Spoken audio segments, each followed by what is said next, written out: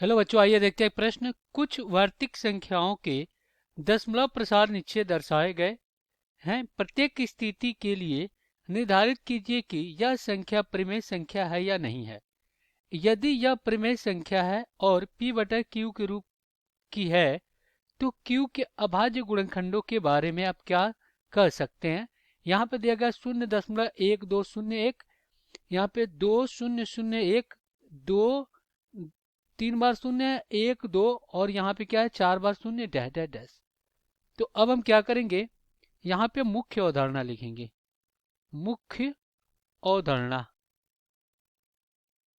मुख्य अवधारणा। अब देखिए यहाँ पे परिमेय संख्या किस रूप में होता है। परिमेय संख्या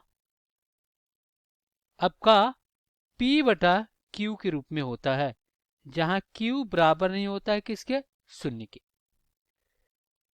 अगर q का अभाज्य गुणनखंड, अभाज्य गुणनखंड 2 पे घात m गुणे 5 पे घात n हो तो इसको हम क्या बोलते हैं, शांत, शांत दशमलव प्रसार। अन्यथा अन्यथा अशांत आवर्ती हो जाएगा, अशांत आवर्ती। अब देखिए हम क्या करेंगे, दिए गए प्रश्न को हल करेंगे। तो अगर हम क्या करते हैं, इसको मान लेते हैं, माना x बराबर 0.1201, 2 2 0 और फिर 1 2 और पुनः आपका क्या है 3 बार शून्य है, 3 बार शून्य है और पुनः 1 2 और 4 बार शून्य है और फिर डैश डैश डैश। ये कहाँ तक है आपका, ये अनंत तक है। कहाँ तक है, अनंत तक है। अब यहाँ पे देखिए जो दशमलव के बाद अंक है ये क्या हो रहे हैं, लगातार बदलते जा रहे हैं, यानी पुनरावृत्ति नहीं हो रही है।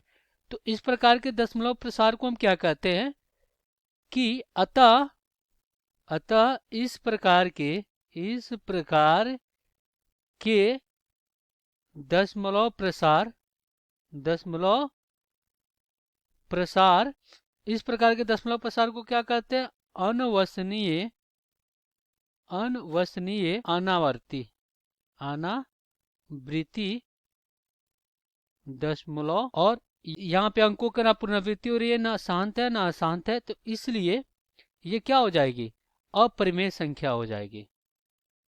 तो यहाँ पे लिखेंगे अतः, अतः यह अपरिमेय संख्या भी है, अपरिमेय संख्या। तो आशा करते हैं बच्चों ये प्रश्न आपको समझ में आया होगा। धन्यवाद।